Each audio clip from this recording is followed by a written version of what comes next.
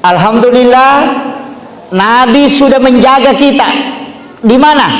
Yang pertama, dia sudah minta, pendekkan umurnya umatku, jangan panjang. Karena kalau dia melakukan dosa, tidak lama dia berdosa.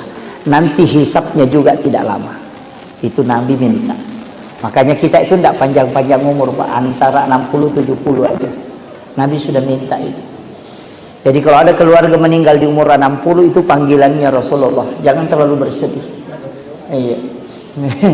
Yang 70 ya, kalau sudah lewat itu, wah itu sudah alhamdulillah, satu keberkahan itu. Kemudian yang kedua, apa yang diminta Rasulullah? Karena pendek umurnya, maka ibadahnya tidak mungkin banyak. Maka saya minta lipat gandakan seluruh kebaikan yang dia lakukan. Kalau dosa cukup satu, itu pun kalau dia tidak bertaubat. Nanti kalau dia bertaubat, ganti itu menjadi kebaikan.